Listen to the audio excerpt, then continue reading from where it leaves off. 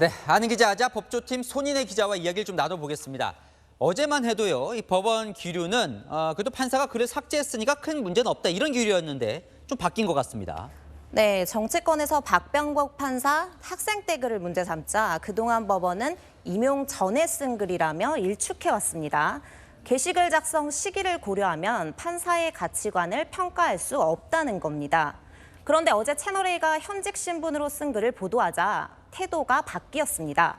상급기관인 대법원이 직접 나서 법관 임용 후 SNS 사용에 관해 사실관계 확인 중에 있다고 밝힌 겁니다. 대법원엔 판사 비위를 따지는 윤리감사관실이 있습니다. 작년 대선 때 이재명 후보 패배 이후 올린 울분, 절망, 슬픔이나 서울시장 재보궐 등 선거 관련 게시글을 집중적으로 들여다볼 것으로 보입니다. 그 결과가 관심이 가는데 이 조사는 어떻게 진행이 됩니까? 네, 일단 대법원에서 박 판사를 직접 불러서 글 쓴 경위나 이유 등을 들어야 하는데요. 그런데 저희가 취재를 해보니 박 판사는 어제 휴가를 내고 연락이 닿지 않는 것으로 전해졌습니다. 또 게시글부터 확인해야 하지만 박 판사가 이미 삭제해 내용 파악이 쉽지 않다고 합니다. 그래요. 박 판사가 이제 이미 삭제를 했잖아요. 그 삭제를 했다는 건 이 본인도 좀 문제를 의식한 거 아닐까요? 네, 그렇게 의심되는 대목이 있습니다.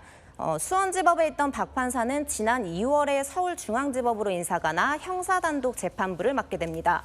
그리고 3월엔 페이스북 게시물을, 4월엔 얼굴 사진과 출신 학교가 나와 있는 법조인 대관 인물 정보까지 삭제했습니다.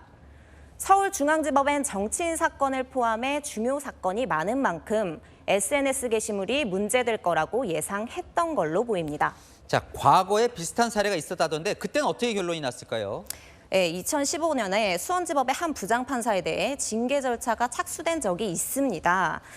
세월호 참사 비하 혐의 피의자가 구속되자 모욕죄 수사로 구속된 세계 최초 사례라고 옹호했고 고 노무현 전 대통령을 조롱하며 포털 사이트에 익명으로 댓글 수천 개를 단 겁니다.